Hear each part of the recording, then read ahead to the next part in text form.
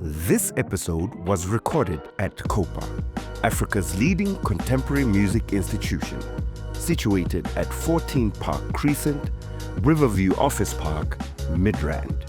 For more information, visit www.copasa.co.za. And I remember when I first arrived here, Tandiswa was right.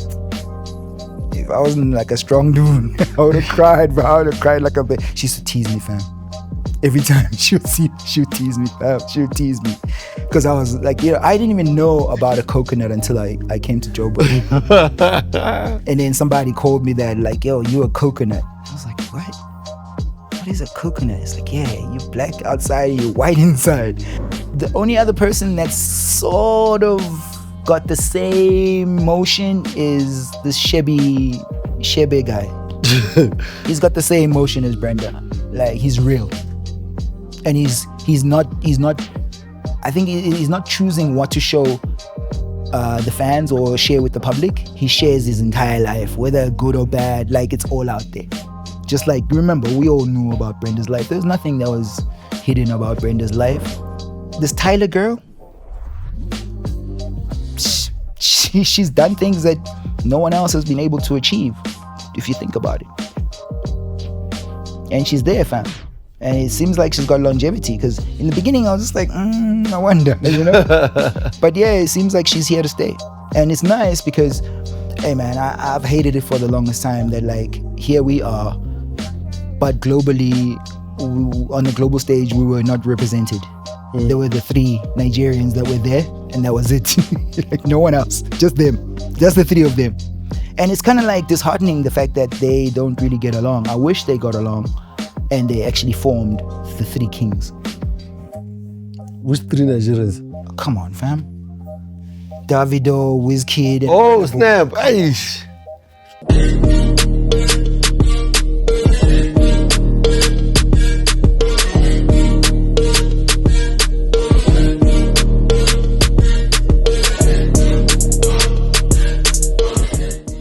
Sir. Yes, sir. How long has it been? Too long. 10 years? Yeah, way too long. 20? Yo, man, listen, we should be celebrating that we survived, and we survived COVID.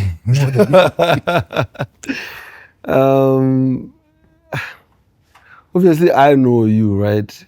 And I just want a brief introduction of yourself. From where?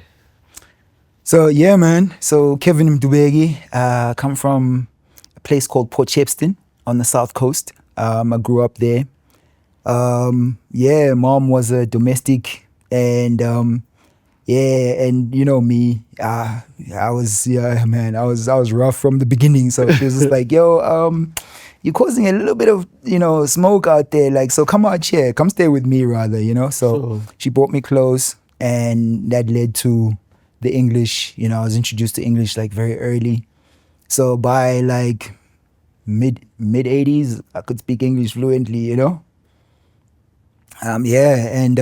then from that, she was just like, yo, you need to stay with me. So I stayed with her, and we were in M20 when I first got there, and she used to just hide me in the room.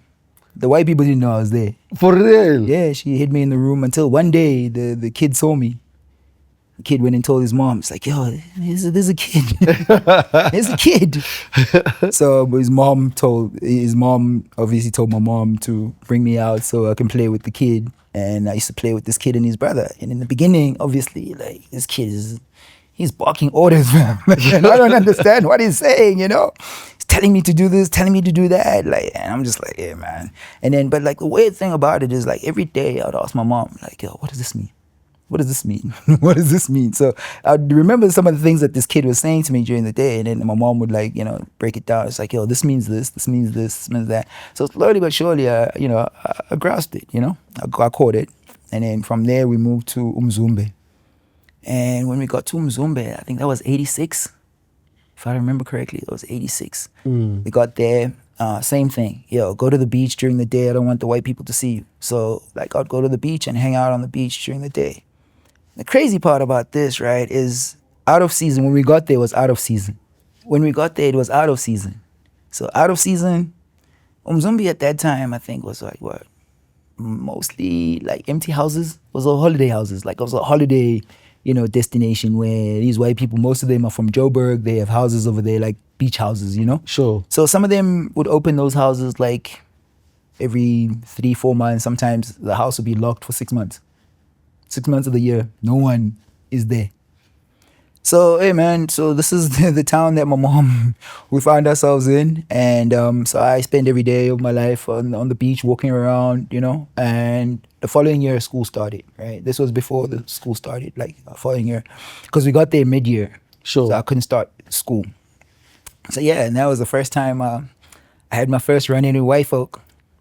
In 87? Yeah, 86. 86? Yeah. First run-in with white folk where... Apartheid South Africa? Hell yeah. I'm walking down the beach. I'm walking along the beach. Something I do every day. Just walking. There's no one on the beach. It's like literally no one there. And in the distance, it's like a group of kids, walking towards me. My mom hadn't told me what was going on. You know what I mean? She hadn't told me. You missed the Geen Blanket side. Oh, she didn't tell me that, like, yo, like, so, hey man, as I'm getting closer to these kids, I see that they're like, they're saying things, they're shouting things. And I turn around and look, I'm like, there's nobody behind me. Who are they shouting at? So I'm like, yo, man, let me just turn around and go back the other way. I turned around. As soon as I turned around, they started running towards me. Hey, I just thought, I kicked them too, bro. I'm like, I'm out. So I get home that afternoon and I asked my mom, I was like, yo, I got chased by white kids today. What's going on? So she was like, yo, man, we live in apartheid South Africa. You're not supposed to be on the beach, really, The beach is for them, That's crazy. Mvana, that was like the first run-in. And so, like I said, I used to spend every single day there. And I saw these kids surfing. And at the house, my mom had where she worked, there was a board in the garage. So one day I grabbed that thing, took it out. Yeah, I broke it. I got into trouble with my mom, but it was like one of those polystyrene white boards or whatever. Yeah, man, that thing broke. And we got another one. And then I met this other black kid who was living in the area. His mom, same thing, domestic worker. His name was Busiso. And him and I, started surfing together. But he caught it before I did. He got better, before I did. He had an old board at his house that white people had left, or we started using that thing. At first, fam, we didn't have no money for wax, so we put candle on that. Put candle on that thing. Yo, my chest was was chafed. It chafed my entire chest. Fam. But it took a couple of years and I caught it. And that kind of segued into life-saving, right? I became a lifeguard. And around 95, 96, I became a lifeguard. And that was difficult thing on its own, bro. But to give you a picture, right? This is me, right? I used to spend at least 4 to 6 hours in the water every day. So you can swim? Every day. I had to learn the first time. I almost drowned, fam. I'm not gonna lie to you. There's this dude, a white boy that came to fetch me. You know how every December, everybody, the black people decide they're gonna come to the beach, right? So this December, black people came down to the beach, and most of the white kids that lived in that area were their parents owned the farms. So he had a whole bunch of tractor tires or whatever, and they tractor tubes. So he brought, I think, 4 of them down to the beach. I grabbed one of them and I jumped on it, and I was caught by the rip, and this thing started taking me out to sea. Hey, Mvana, so on the beach, let's zagit. Yeah. Hey, I start panicking.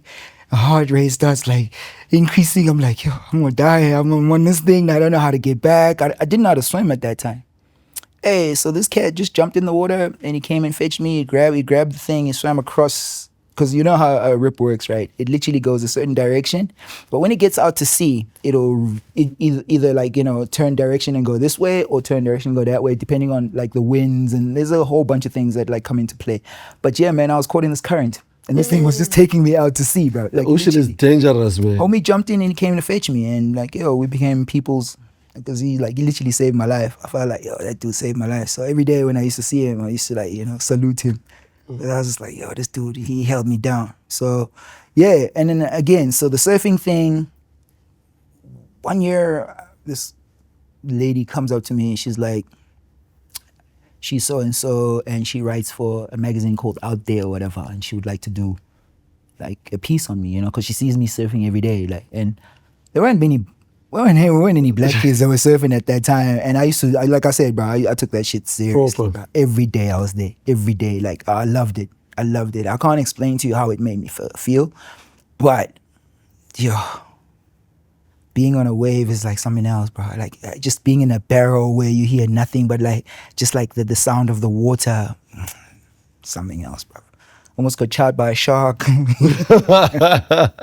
Did you swim in too deep? Dude, no, because, you know, I don't know if you know about the sardine run. Like every year, I think around June, July, winter, there's a sardine run down. No.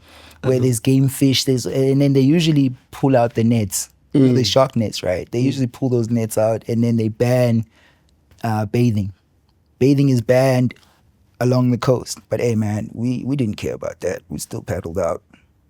So this guy on the microlights, I don't know if you know what a microlight is. It's like half plane, half like this thing with the sail. Yeah. And so this dude is flying around, and like after a while, like we look up because he's flying around in circles. Like, yo, why is he flying around in circles? And he goes like this, and he points. Hooray. And as I look, fam, he was like almost as close as you are. A shark. It was big, fam. Yeah, it was big. You almost died twice. Oh, like I jumped, bro. I started scratching, and luckily a wave came, and that wave just took me to the shore, man. That bull shark, this close, man. And I didn't even see it. I was so locked in on what was going on in front of me. I wasn't looking around, and I'm fine.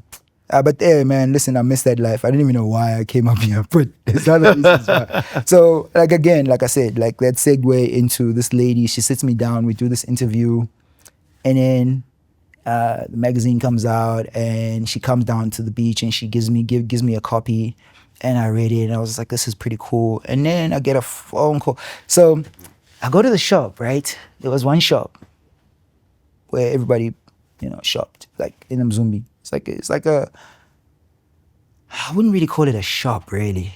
It's like the, you know, the joint in the hood where tuck shop. Got my friend, Yes. type thing, yeah. But like it was slightly bigger. It had fridges and that, but like still in this very small space. Yeah, it's like I wouldn't even call Mzumbi a town. Mzumbi, I don't think Mzumbi's a town, fam. So yeah, so I go there to go buy something one day, and I get there. The manager is like, "Yo, somebody called here for you," because back then they were like, you know, the normal phones, like you can't search. There's no internet. Somebody called for you and left a message. So and then they left a name and a number or whatever. So he gave me that, and then I called. When I got back to the beach, I called this number, and it was this lady. She told me, like, you know, she works for a TV show called Was a Weekend. And they coming down to Durban to do a story on the Gunston 500, and they want to come down and interview me as well, you know? So I was like, hey, man, whatever. So they came down, I did this thing, and I saw it on the television or whatever. I have to tell you that, like, yo, fam, at some point in my life, I was white.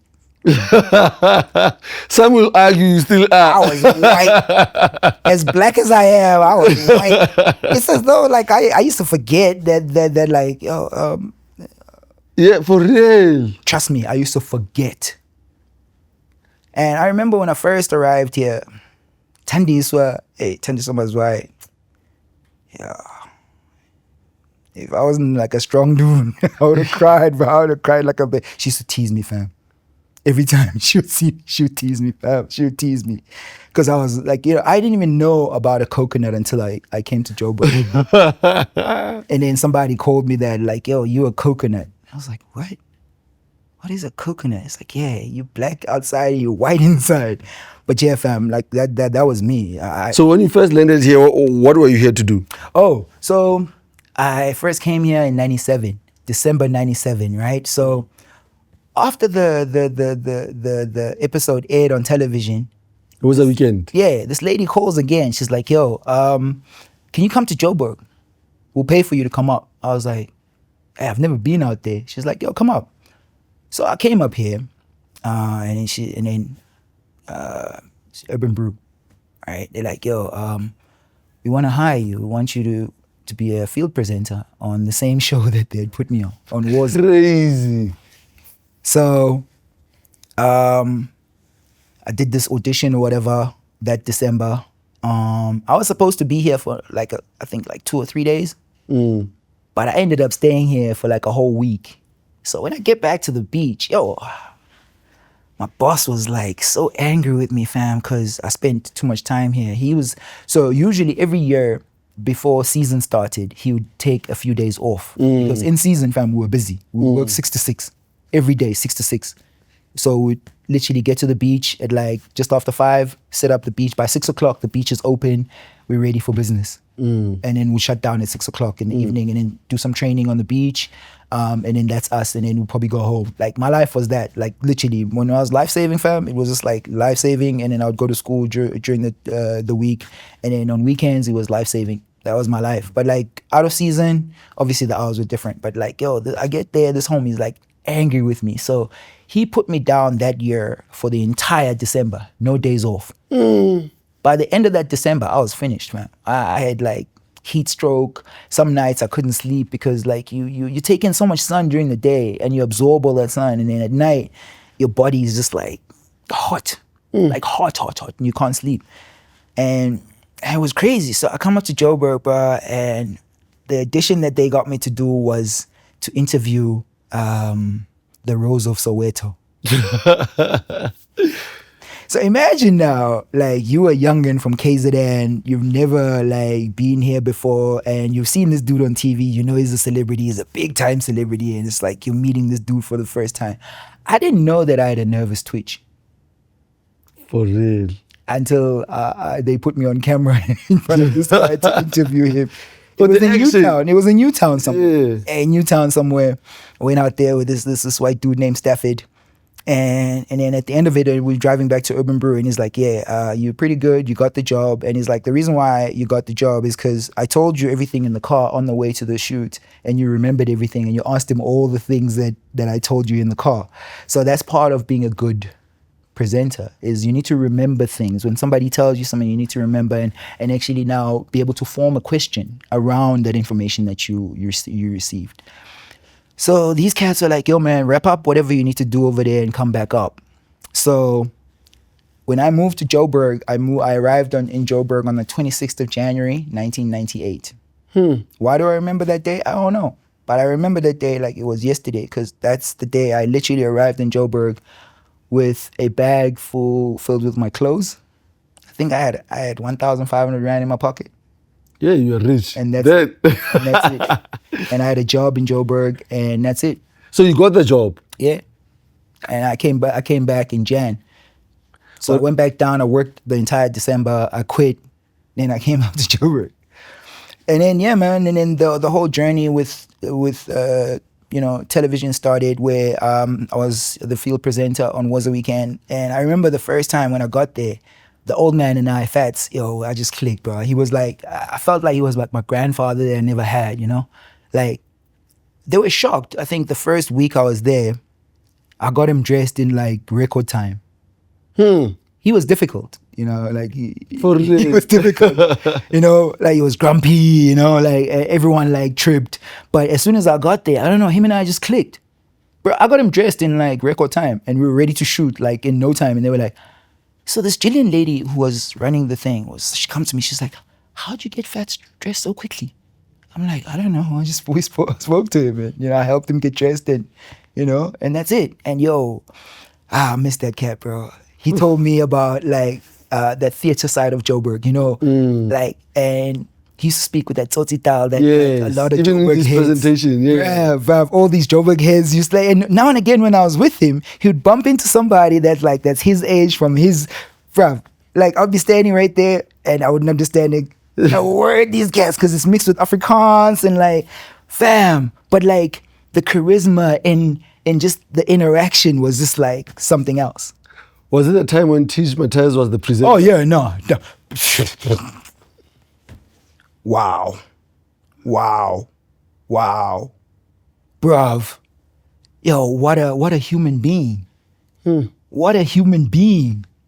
Him and Natemba were like, bruv, and yo, my nigga, yo, bruv, listen, that guy, I just couldn't believe that he was so down to earth. But like, he was, at that time, I think probably the biggest black guy in Joburg. 100%. The biggest black guy. Fair. You mention his name, everybody knew who he was and everybody loved him. I don't know who he pissed off though, but I feel like he pissed off somebody.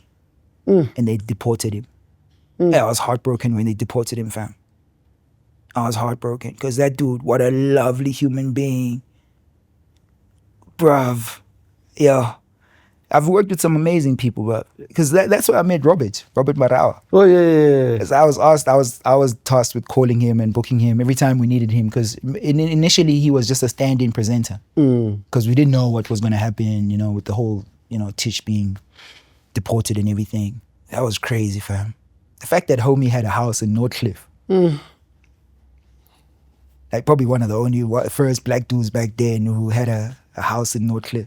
What a dude though, bro. Like what a guy. Fam, listen, man, I think this thing that, you know, this journey that I've been on, like you mentioned, has been amazing. I met some amazing people. Urban Brew, I think when I got to Urban Brew, I was hired as a field presenter. But when I left Urban Brew, I had learned how to use every single equipment in that building. There was not one thing that I couldn't operate in that building. Edit suite, cameras, everything. Because Tim and I practically lived at Urban Brew. When we did that Castle Loud thing, we used to live there. Like Monday night, we used to start shooting at around 6 o'clock and we'd finish around midnight. And then obviously go home. And then we're back at 8 o'clock on Tuesday morning. But now when we clock in Tuesday morning, we're only going to clock out Wednesday morning. You slept there? Yeah, every week. Did not sleep. We were working. We would work the whole day. And the show was live, right? No. Initially it was, and then they pre-recorded us. Initially it was live, but we always had issues with live. Live is very unpredictable. Sometimes the signal, you can't get the signal, and like that's a lot of issues. So when they pre-recorded us, it was a lot better. And remember, we moved from a Thursday slot to a Friday slot. Yes. All right. So yeah, fam, and dude and I, that's when I think we started seeing the industry, you know, from the TV side. So about Brenda, Lebo Matosa, you name it. Like I've got VHSs at home of I think summer 5, summer 6 interviews that I was busy doing because Unati was working for us at that time and I was a cameraman. I was doing camera and we're doing all the interviews and stuff. Was it Unati and Stone at the same time? Yeah. Because it was weird how. Because I started that show with a guy named Paul, but I ended it with Tim. Tim and I finished it off because Paul, you know, halfway they got rid of him or whatever, and then they brought Tim in. But when him and I started, I think the first show that we did on that TV show was probably one of the best shows like I'd ever seen. We did an insert with. Like, I think probably Max Normal right around at that time was probably one of the best rappers in SA. Like, he was the best, not white rapper, just best rapper in SA at that time. You know? And we did an insert with him, and we were at his house, and we met his mom, and it was phenomenal. Till today, I watch that insert, and I'm just like, that's one of the best inserts we've ever produced, that I've ever had a hand in shooting. It took the whole day, but that insert... It was worth it. For 5 minutes. Took the whole day for a 5-minute interview, for a 5-minute insert. The whole day. Yeah, but it was amazing, fam. That was amazing. So, and then along the way, I mean, a lot of things happened, bro. Like, you know. How did you end up at MTV then? Because no, at EMI. I went to EMI. Like, the MTV thing happened because of Tim, to be honest. But so, while I was at Urban Brew, there was this lady named Liesel, right? So, I had a lot of people that used to come see me every week, come give me music videos or whatever. So the internet was in its infancy around about that time, but I was all over the internet. I was just looking for whatever information because there was this huge gap between us and international, right? Project will drop internationally like 12 months, and then 12 months later, okay, you know, you remember that. Yeah. Then it went to like 6 months, then it went to like 3 months, then it went to like real time. Where it dropped over there, we got it here at the same time, you know. But before there was a gap, this girl was shocked because every week she would come and I'd ask her questions about like, yo, do you have this? She's like, how do you know about that? I was in a meeting last week where they spoke about that. I was like, do you have this? Can you give me this? Please, can you give me that? She was just, I think she saw the passion that I had for music, and she was like, yo, listen, there's a job opening. Come and apply and see. So I went there, bruv. The night before, I have to tell you this, the night before I went there, right, I sat and I was just like, yo, I've never actually been for a job interview in my life. No, I'm being serious. Correct. At that time, I had never been for a job interview. Because please remember, right, so life saving, this white kid that I was friends with, his parents had a house on the coast. They owned a house there. So he was down and he had his colors for swimming and everything, you know. And so this one day, I'm kicking it with him and he's like, yo, I saw that they're looking for lifeguards. I'm like, what? He's like, yeah, they're looking for lifesavers. It's like, I can't remember how much he said it was. There was a couple hundred, whatever, for you to get a ticket to go try. So he's like, come with me. I was like, are you sure? Because this is like, you know, this is at a weird time in this in the country, you know. This is obviously after '94, but shit is not cool yet. Yeah, they just removed the signs. Yeah, it's not cool yet. There's still, you know, like, you know, some tension. Wherever you go, you can feel it. They don't want to queue up. You can feel it. Yeah, you know, you can feel it. And so we get there. He's like, yo, so from Mzumbi, we had to go to Hibadine. Hibadine is like 5 kilometers away. So took me in his car, we drove. We get there, and there's a whole bunch of, like, I was the only black guy there, bro. This is the white guys. So he's like, yo, you wanna try? I was like, I don't have any money. He was like, it's cool, I'll pay for you. So he paid.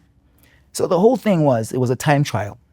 You had to do a time trial. So you had to do a certain length of swimming under 10 minutes.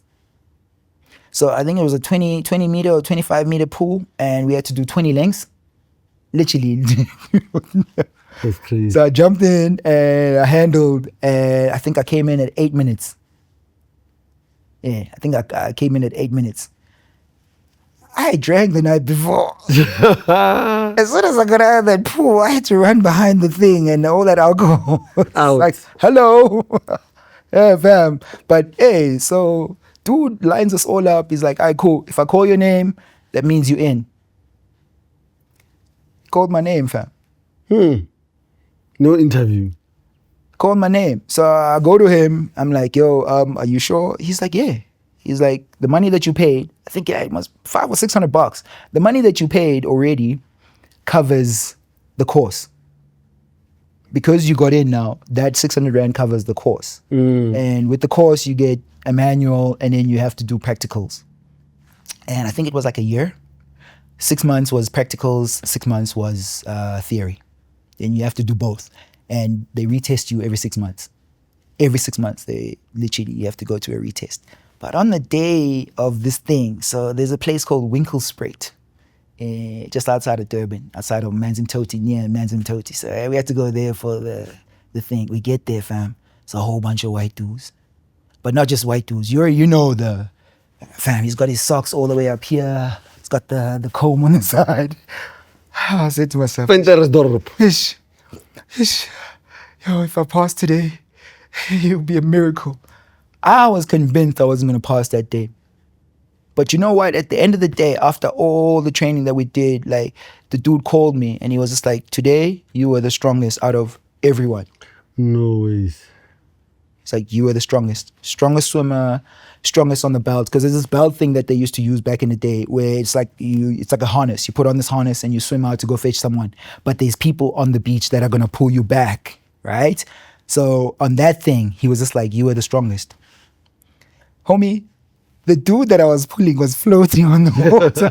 That's how much I was pulling him. Like, I was like, just pulling. Dude was like floating on the water on the way back. Like, what? Fam, like, and then this dude, like, and I passed, fam. I got my SPA. So, and they gave me a job. I was like, yo, are you sure?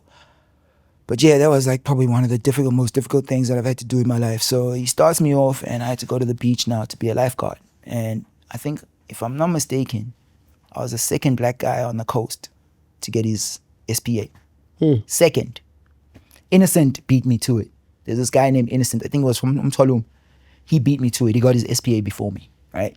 And so, what is an SPA? Is it a certificate? Surf proficiency award or whatever. That's what they give you as a certificate to say, like, yo, you've done the training. Legit, yeah. You are a qualified lifeguard. You can actually look after white people. You can actually look after white people, because that's what we were looking after white people back then. They weren't like, well, black people down there only go down to the beach on the 1st. Jan 1st. The beaches are for black people. Other than that, most of the time you don't see black people on the beaches at all, fam. Like, I'm being serious. Like, black people they live there, but they don't go to the beach every day.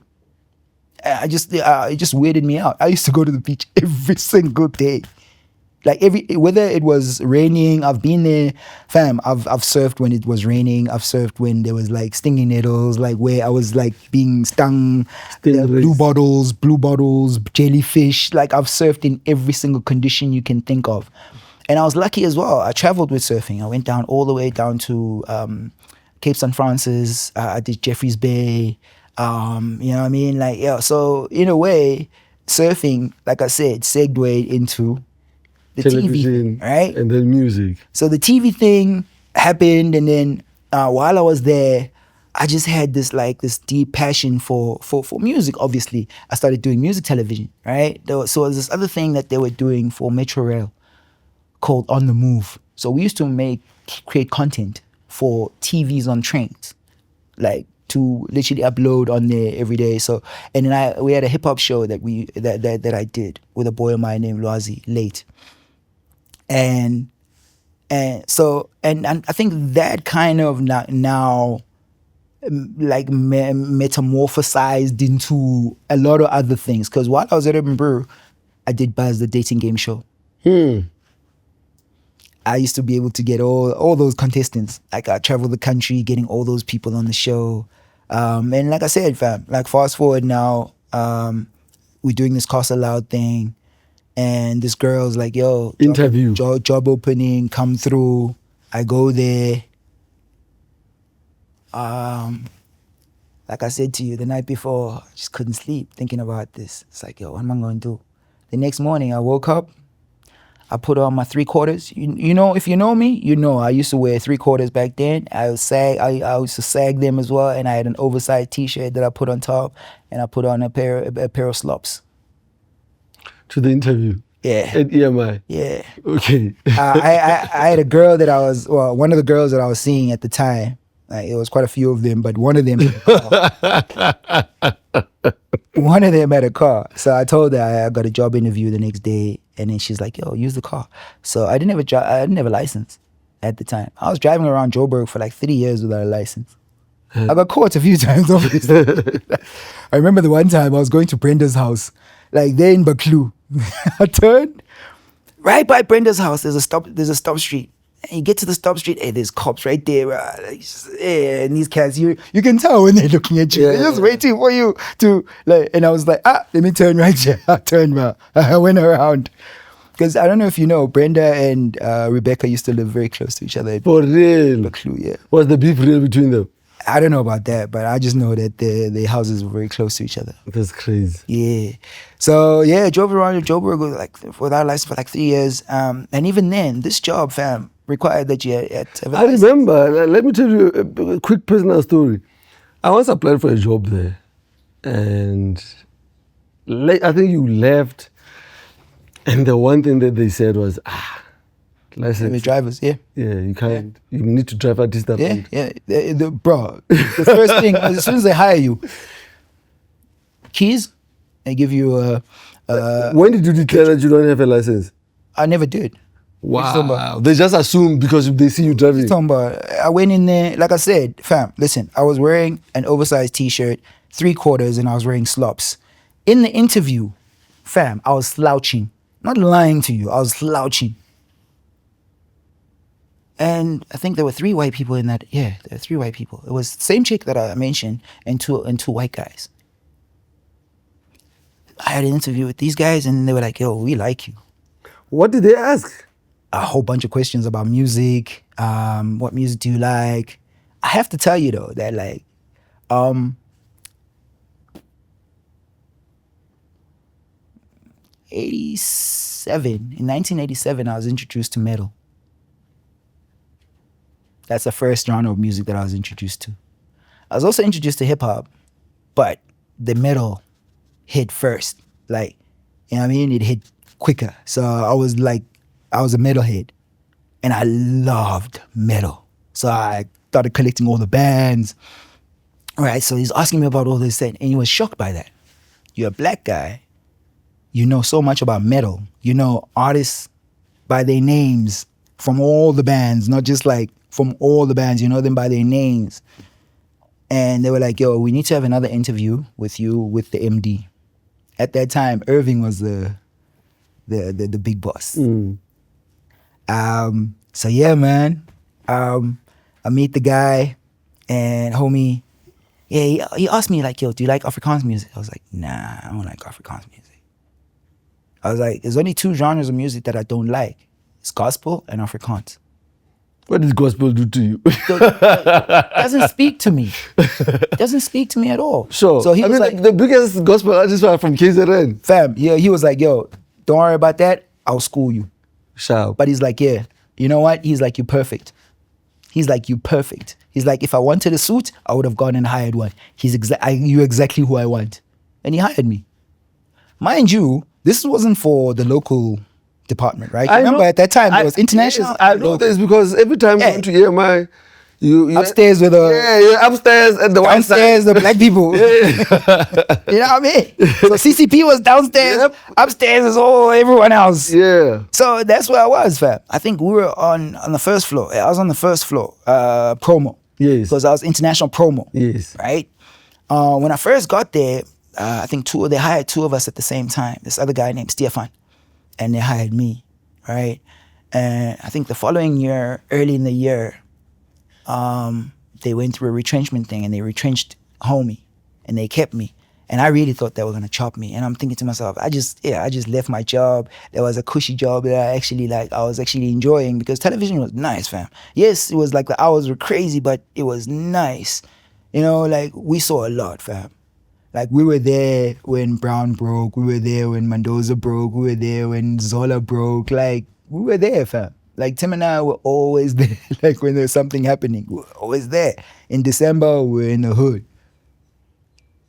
with whatever, hanging out with Mapaputi or hanging out with an artist in the hood somewhere, you know. I remember when Zola was, during Zola's like, like, bruv, we drove behind him, like we were following him, we were going to his place, right? As we get to Soweto, I call him and I'm like, yo, we in Soweto, where you at?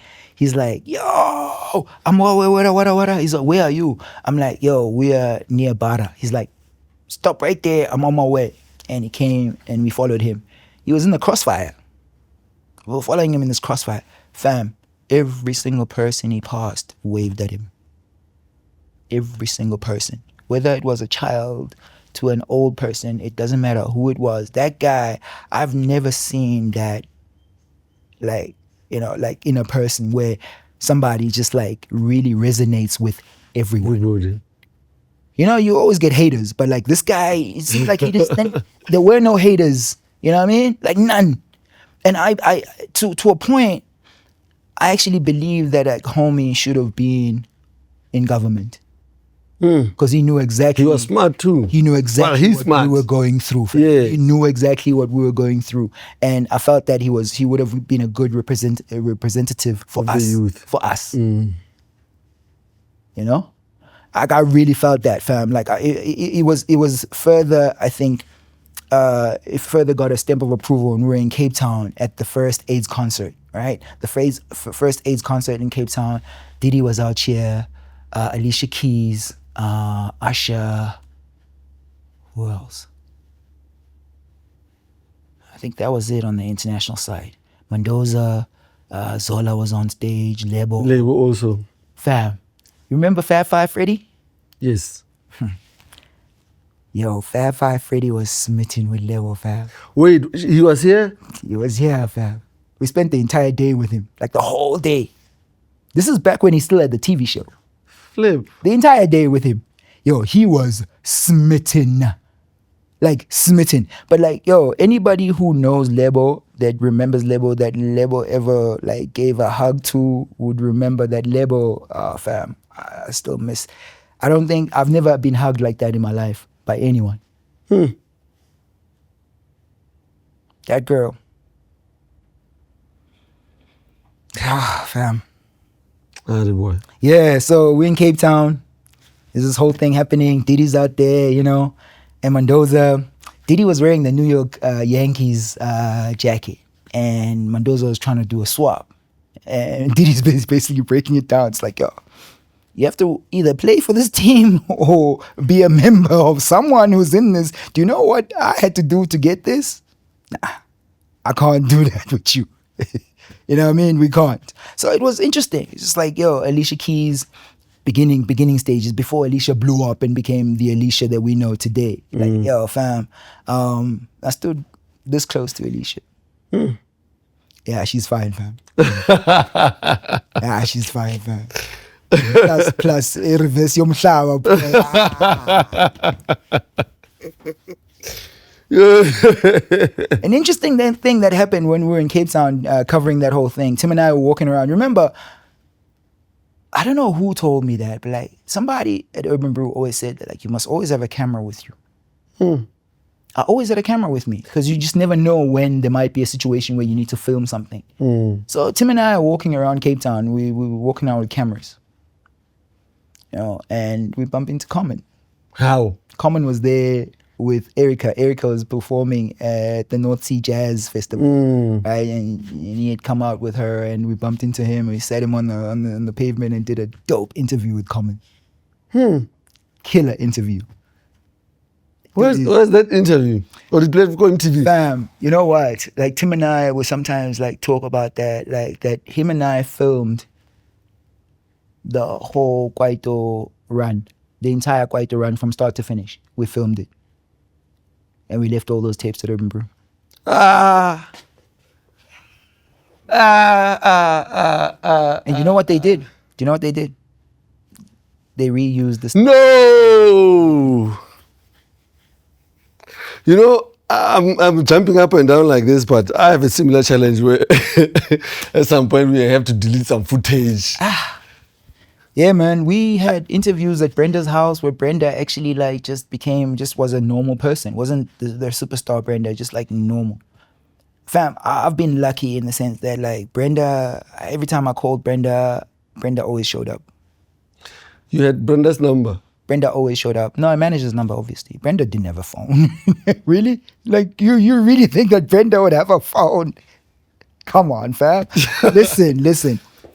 I don't know if you know this, but that was our only superstar, like real superstar, who was I think the only other person that sort of got the same motion is this Shebe guy. He's got the same motion as Brenda. Like he's real. And he's not I think he's not choosing what to show the fans or share with the public. He shares his entire life, whether good or bad, like it's all out there. Just like, remember, we all knew about Brenda's life. There was nothing that was hidden about Brenda's life. Brenda introduced me to Bongani. I think Bongani was 9 years old when I met him. And he released his first album.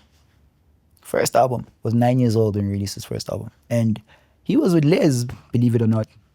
When I met them together. That's crazy. Bruv, you know what? In this entire run that I've had, right, there's been moments where I've seen some crazy things in this industry where I remember when Lance did the whole Josie thing. Family.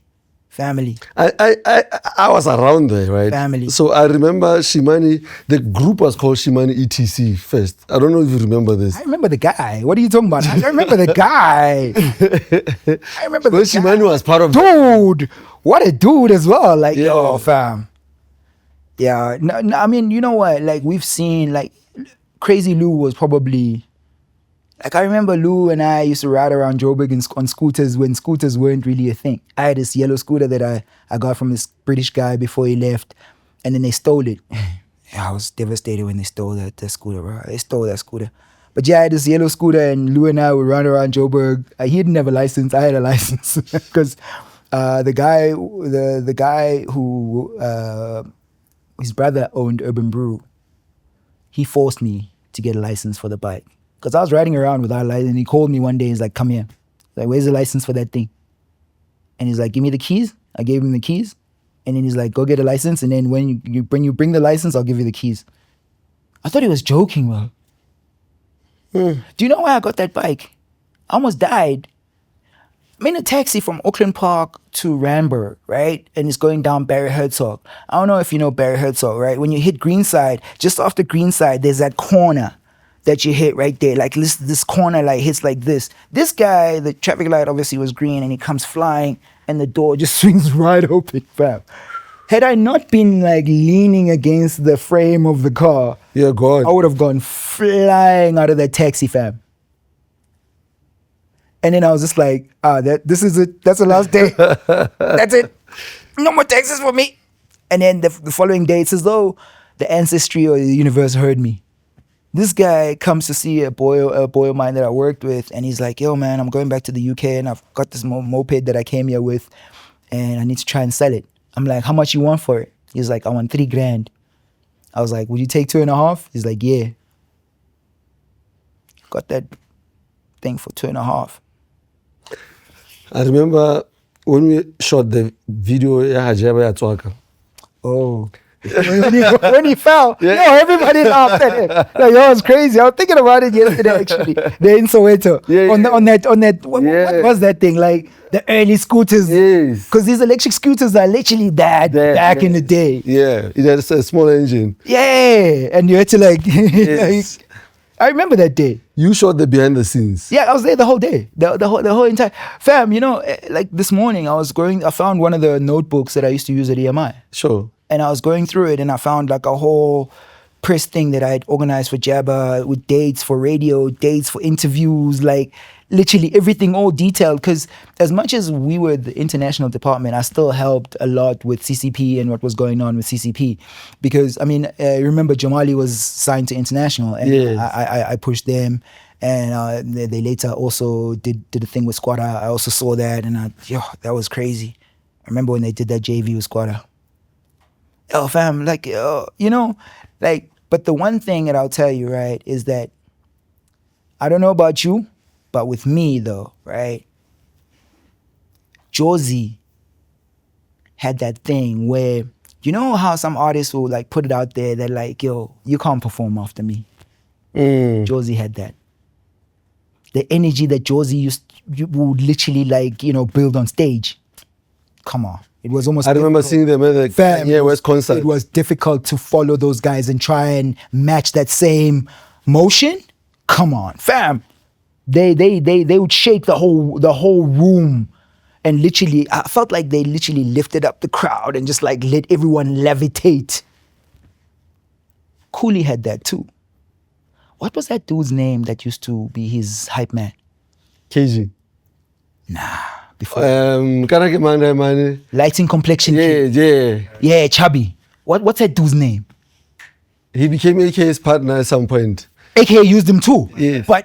But yo, when Cooley had that dude, yo, fam, that kid had something because he would warm it up so nicely. When Cooley came, everyone was already like here, and Cooley would just finish them off.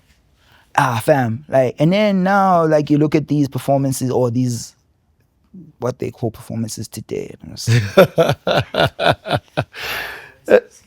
I remember having a conversation with someone about, like, at the time, AKA had Jealousy on radio, and we were just like, it had been a year. That single had been on radio for a year, and we were trying to discuss, like, yo, how is this happening? Like, because you remember, we had never had a run like that on radio with this hip hop single where that guy lived off that single for an entire year. One single. One single. That was it. Like, it kept him busy for an entire year. We thought that song would never die, fam. Like, never. And then, like, I was lucky. I worked with him as well because of Benza. So EMI came to an end in 2010, right? So they retrenched me in 2010, November. And while I was sitting there, waiting to finish the month, right? Because they chopped me mid-month. Damn. And then, phone rings. Chris Kalakis. Yo, what's good? Whatever. It's like, yo, I heard you got retrenched. I didn't tell nobody. How'd you know? I didn't tell anyone. I'm being honest with you. I had not told anybody. I did not tell anyone. It's HR and me that knew that I was retrenched. And obviously my woman back home. You know, I told when I got home that day, they told me, I got home and I told her I'm being retrenched. And then the following day, Chris Kalakis calls me, bro. And he's like, yo, you need to come see me. So I went to go see Chris, right? Chris did that mafia thing, you know, that thing where he slides a notepad and he's like, yo, write a number. What? No interview again. Again. It's like, but the EMI thing was an interview though. That was that was a full on, like that was like full on interview process where like I had to do 2 interviews, like, you know, first with these 2 dudes and then obviously, and shout out to Pino, yo, one of the best line managers I've ever had. One of the best. Yeah, fam. So, now I lost my trail of thought. What was I telling you? I mentioned Pino. I get retrenched, right? Yeah, so I get retrenched. And I go see this dude, and I write a number, and I slide it back to him, and he's like, he looks at it, he's like, I'll call you in 3 days. He called me in 3 days. Finished at EMI end of November. I started with him beginning December. And I think I was there from the 1st of December, or around about the first week of December till like, I think the 11th or the 13th. And I told him that like, yo man, I need to go home. I want to go see my moms, you know. And I left, I went to KZN. And I went and stayed with my moms for the rest of the year. And I came back the following year. And now I actually started with Chris. The first project Chris gave me to handle was Afrotraction. That's when I started now doing local. Because that's different. Yeah. I mean, I remember seeing CDs from Capital. I think you had your Big Boy when it dropped. A lot of, I don't know how it worked, EMI and Capital. Yeah, it was a sub-label. Is it? It was a sub-label, yeah. It was a sub-label. So it was one of the sub-labels was that and Virgin. Those were sub-labels. But under them, there were other smaller labels that actually fed all the product to them. Look, I'm not going to lie to you. I think I love that business that they created where it was one company at the top, but there were a whole bunch of contributors, you know what I mean, that were like part of the machine. But you didn't know that they were part of the machine because everything came out as EMI. You know, it wasn't Electra. It wasn't, you know what I mean? It wasn't put out as like, yo, it's this label. No. So was your job sampling or? Yeah, so it was marketing as a whole. Like, so basically sampling was part of that, doing interviews as well. So whenever like, cause like again, when I was going through that thing, I did a press junket for Diana Ross when she was here. Family, you name it. Like there were a lot of artists like that came out that we had to handle. Some very big, some not so big, some where you know that like this person is notorious. Everyone knows that they like, you know, they're really, really bad. They like, they're not really nice people to be around. But then when I'm around them, it's like it's different. But I heard that you were difficult too. But here you are, we cool. And I think it's mostly about energies with these people. And a lot of them, we used to take them to Moyo for dinner because remember, we're in Africa. We need to give them the African sort of Abo Corinne Bailey Ray, Jared Leto. Yeah, man, the list is long, fam. There's something that I wondered through as it happened then, right? So, Leo Matosa, and even you'll tell me this if it was a good idea or a bad idea. There was a feature that Leo Matosa did with Keith Sweat, but it turned out to be a local track. I mean, Mendoza did the same with Beanie Man. Is it Beanie Man? Look, I think, you know what, they were they were trying to do that a lot back then, like a lot. Even, I don't know if you heard or it was public knowledge that at some point, Jamali was signed to a sub-label of theirs in Holland. I actually had to go to Holland to go meet up with EMI over there to find out, what they were going to do, how they were going to do the release and prepare everything, because they were literally setting up and gearing up to release these girls that side, right? They were trying to do those international things where, and the other thing that was also happening around about that time was they would give you an international deal, but they wouldn't release you overseas, what I mean? But they would have the rights to release you worldwide or globally. So yeah, there's a lot of those things that started happening because I think, that international market has always been lucrative to us, but we've never been able to crack it up until now. And I think this Tyler girl, she's done things that no one else has been able to achieve, if you think about it. And she's there, fam. And it seems like she's got longevity because in the beginning I was just like, no wonder, But yeah, it seems like she's here to stay. And it's nice because, hey man, I've hated it for the longest time that like, here we are, but globally, on the global stage, we were not represented. There were the 3 Nigerians that were there and that was it. Like no one else, just them, just the 3 of them. And it's kind of like disheartening the fact that they don't really get along. I wish they got along. And they actually formed the 3 Kings. Which 3 Nigerians? Oh, come on, fam. Davido, Wizkid. Oh, snap. Aish. But I thought, damn, they don't. Those are the 3 Kings, fam. So the thought, 2 cats are really cool. I thought Davido... They don't like the other guy because he's from money. He's rich. And they are from, obviously, like, a hustle. Straight up. And I wish they would actually come together and would forget about the bullshit and actually, and do the thing, because we need it as a continent.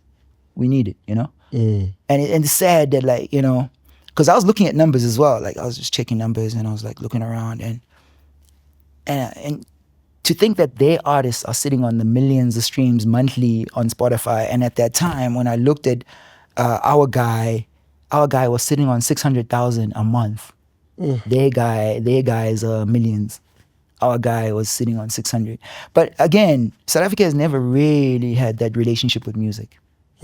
Salvin was right. He's totally right. We've never had that relationship with music where it's like, yo, I'm going to sell my cat to go buy Lemonka CD because it means that much. But don't you think art is... it's not a necessity. It's like buying a painting. What are you talking about? Fam, listen. No, I don't think so. Because the art that we are part of is not... You can't hang it on the wall. We interact with our art. It's not something that I can sit and be like, yeah, that's a masterpiece. Nah, I interact with masterpieces. You know what I mean? And again, and the lovely part about that is that music is an emotion, And what I love most about it is that if you look at like most of your memories, they're attached to music. You hear a song and you literally in that time machine and you're transported to the day you heard that song, the smells, the sights, everything is, you're there. But the song is playing. But mentally, where are you? Somewhere else. You know what I mean? It's just, that's what I love about music, bro. That's what I love. That's what I've always just like, I think, put like out there as like, yo, this is it. Cause like when I look at it, like I've got like my collection, I've still got all my CDs. I just got over 10,000. And my collection is like this, right? So metal, 1, hip hop, compilations, pop, classical music. Jazz. Classical music, you. Yeah. Love that stuff, bruv. Believe it or not. Believe it or not. Favorite soprano? Maria Callas. Favorite soprano of all time.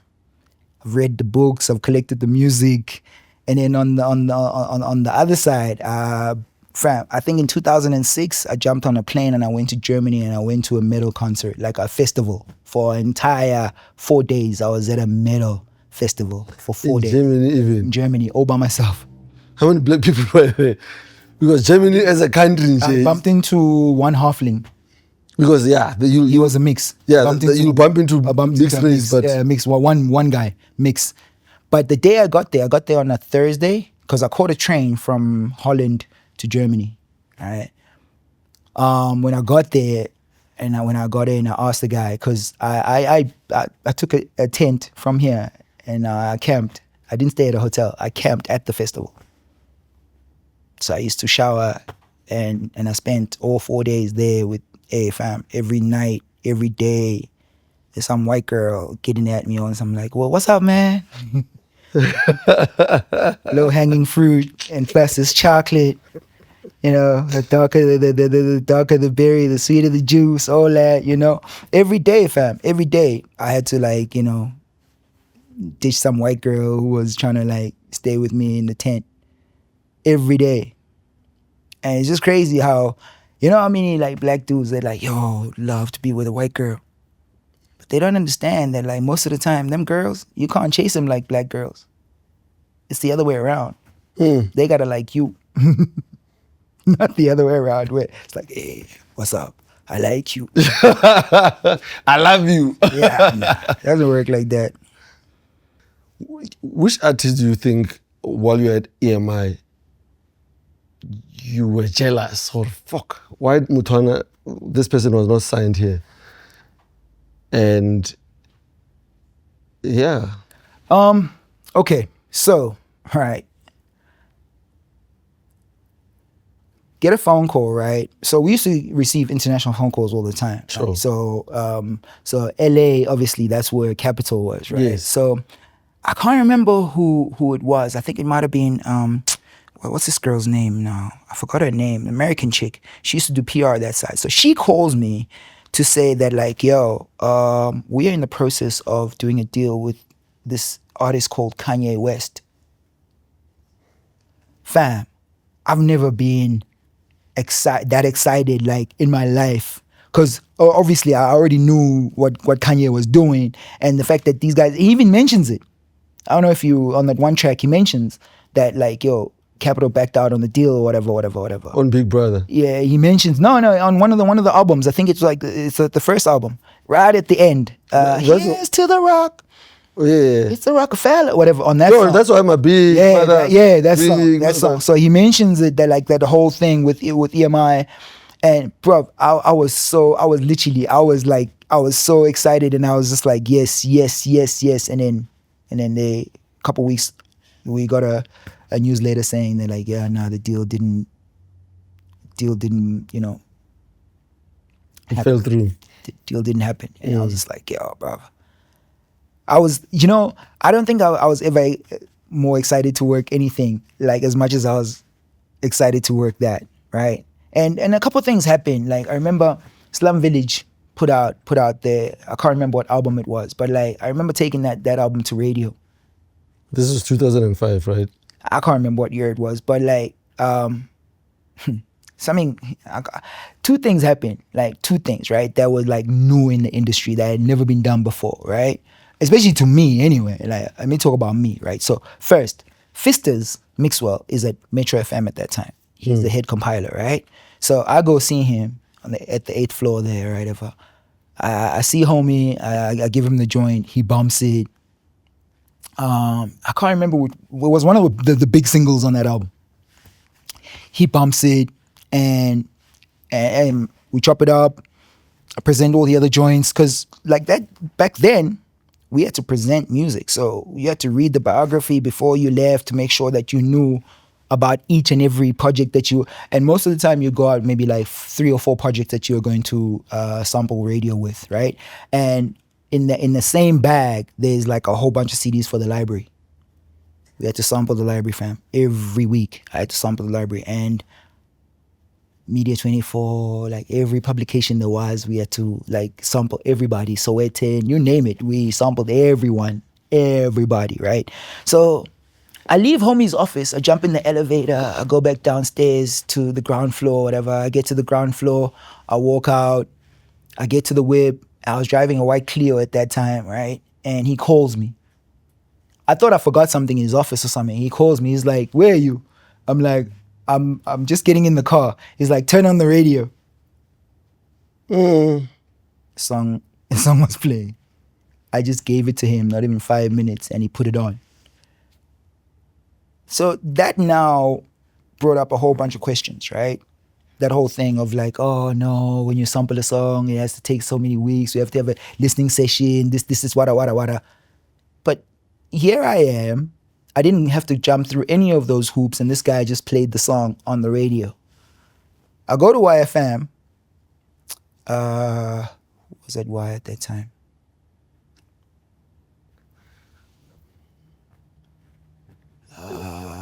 Wasn't it? Who was it? Y? Wasn't the guy from Freestyle?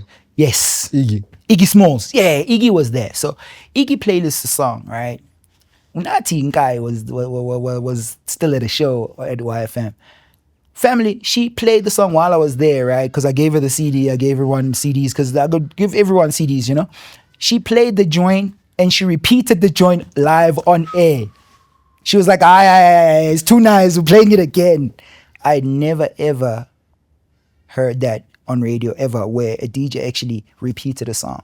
Wow. Just because the song was so dope. So, yeah. It took forever to get that song off, just like the Afrotraction thing. When I got to Election Mode, fam, there was a single that was at radio, and I couldn't get that single off radio because the compilers were like, nah, this song is still got life.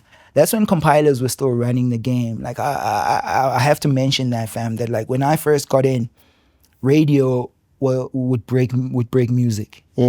Radio was in the business of breaking new acts, where you would send, Mendoza would release a CD, would send the entire CD to radio. Would choose a single, obviously, but send the entire thing, and then they would pick another song that they prefer. Exactly. And most of the time, that'll turn out to be the flagship hit. A lot of times, those guys identified songs that we didn't identify.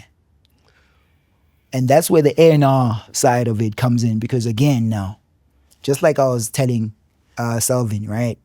There's basically a radio single and then there's a good song. Right?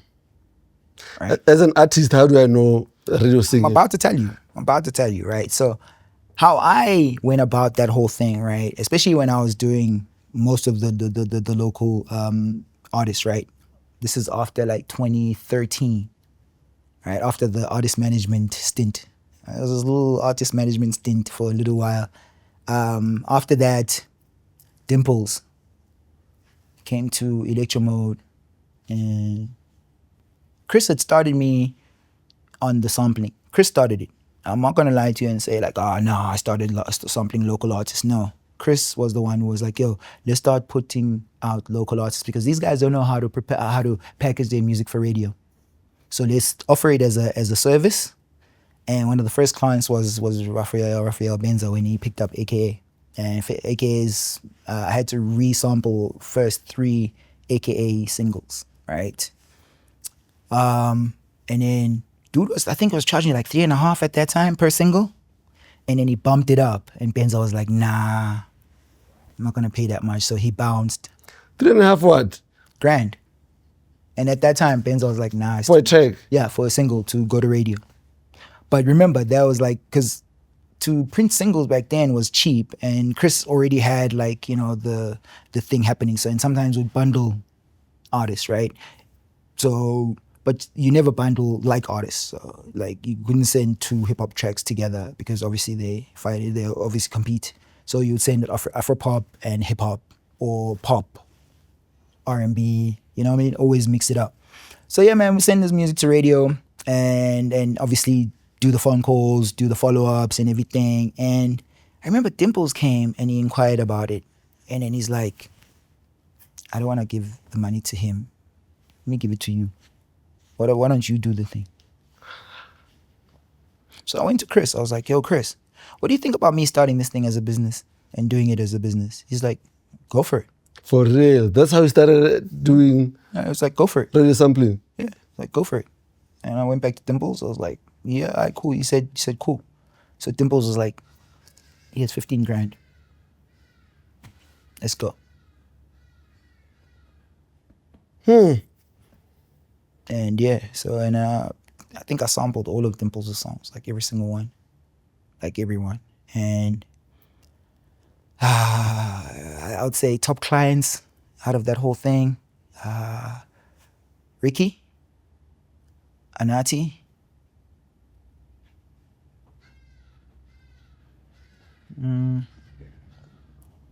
yeah, I think those two were my preferred clients, I'd say.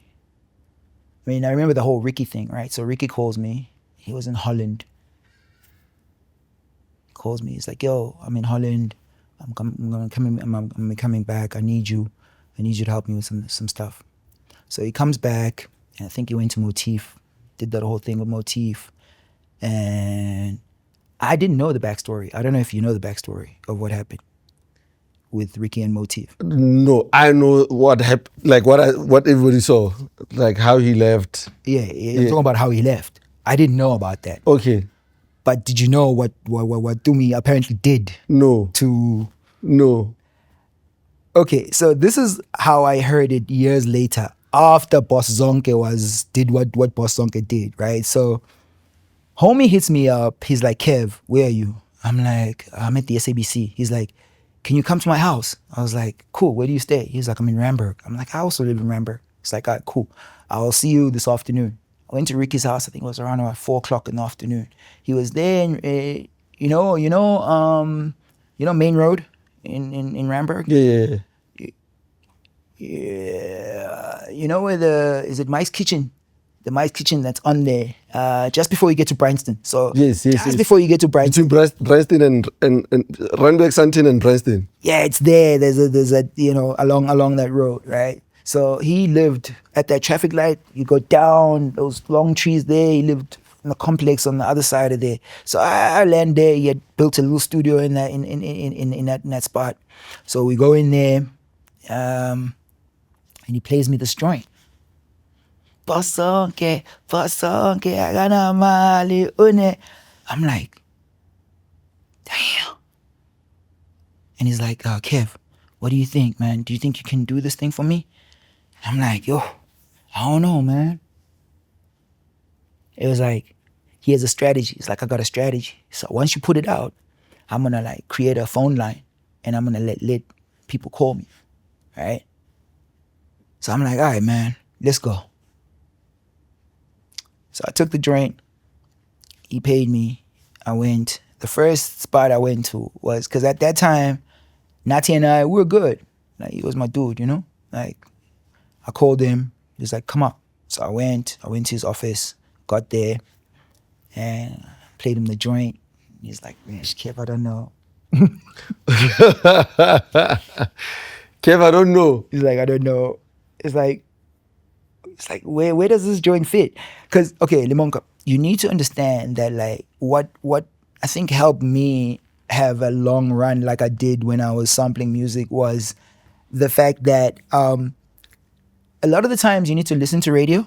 You need to know how the song fits and where it fits, and also, like, will it get played? That's the other thing, right? I'm going to go back to how you identify that, by the way. So, hey, man, so I'm sitting with this dude, and he's like, Kev, I don't know. I'm like, put it on Spare and Naves' show on Saturday.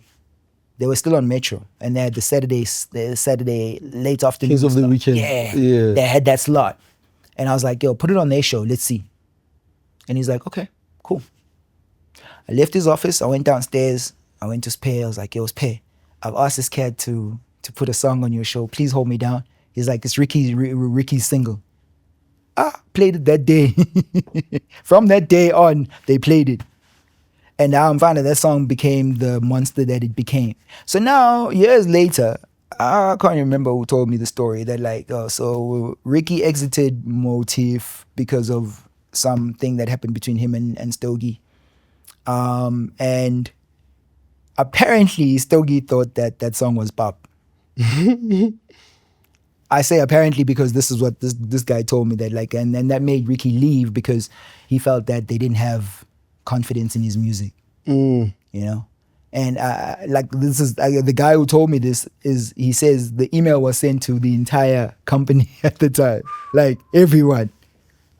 I think Reason might have told me the story because remember he was part of and like this is when him and I were like super close, like super close. Because there was a time, and then he's the artist that I tried to sign, and EMI told me no.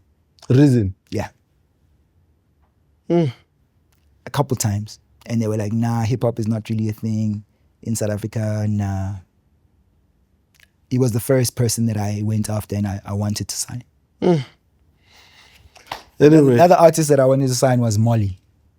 Superman. Oh, that's my guy. Yeah, I tried to sign him, and then I don't know what had happened, but because Dome brought it to me. Dome brought the project to me, and I don't know why we couldn't. I think there were clearances or something that was like we couldn't do, and then also Proverb. What? I tried to pick up Proverb's manuscript. I think it was a manuscript. And then again, there were like too many features that he hadn't cleared, and the company didn't want to get involved. But yeah, man, there was a bunch of people that I tried. So going back to the thing, right? So my thing was to identify the strong song to take to radio was, so if you listen to a song, right, and you walk away, and not even 30 seconds later, you find yourself singing, that's the single.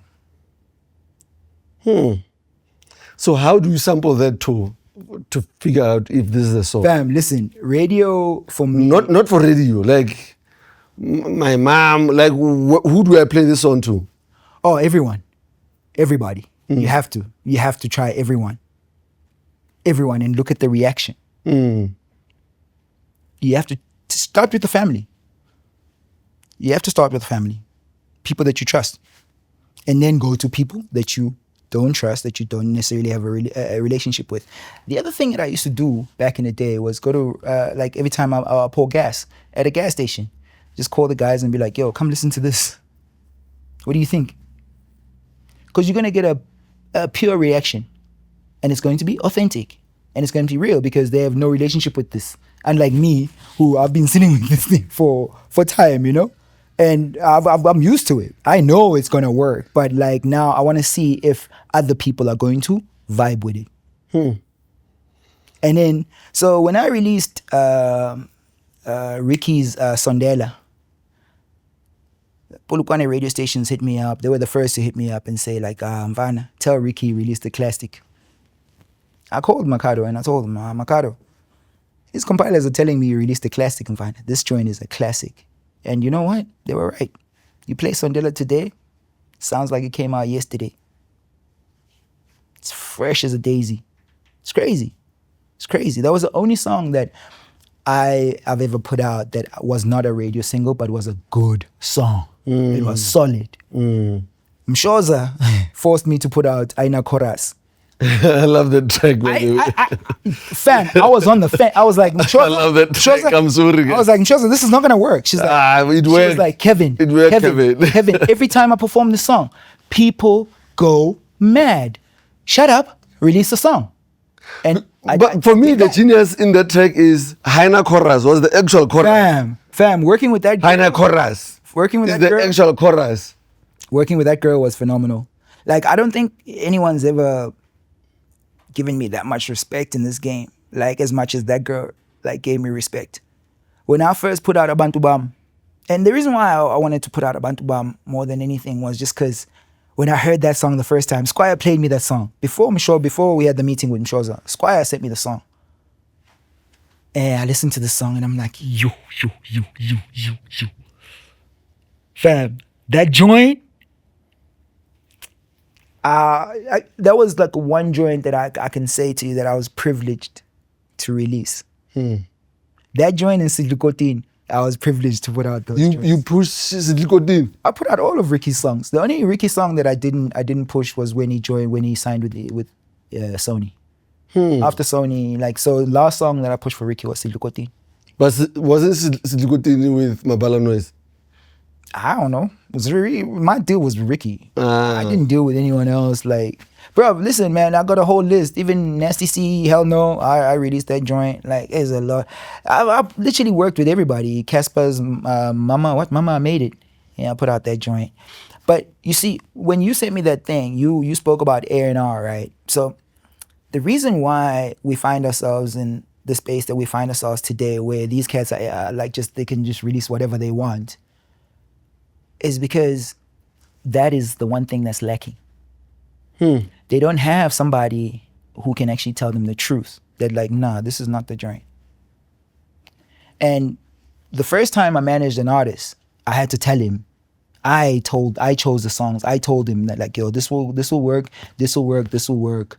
And he fired me. Now I'm scared to ask, who is this? Nobody fired me, but again, so the takeaway from that for me was the fact that, like, You're honest and truthful. No. Okay. You need to ask the person that you are working with, like, what are you chasing here? What are you trying to get out of this? So you know from the jump, because I didn't know that this kid wanted fame. And that's all he wanted. He wanted fame. And once he got it, he was like, he don't need me no more. But you know the weird part about it? He had to call me again and cry on the phone and now you're not gonna know who this guy is. beg me. If you cried on the phone. Wait, and beg me to release his other songs. And weirdly enough, I don't know if it's the universe or what it is, but like every song of his that I chose worked. Every single one of them worked. And when he committed career suicide, I told him not to. He didn't listen to me. And he hung himself. And I was like, all right, cool, no problem. Till today, he's still making music. He still records all the time. But the songs, he's got nobody to tell him, like, yo, this is a good song and this is bop. But somebody who has, like, you know, the confidence to say that, like, nah, this was not gonna work. And these guys, they're very forceful. Oh no, what do you mean? What are you talking about? Oh, you don't know what you're talking about. Like, you don't know what you're talking about. This song is the one. It's like, yo, man, there's nothing there. It's just you blowing your own horn. No one's gonna like this thing. Okay, who's this guy, Kev? I'm not gonna tell you.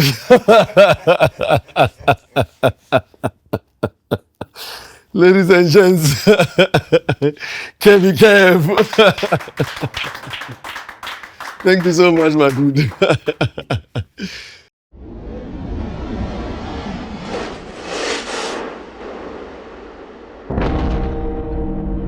Okay, that's enough.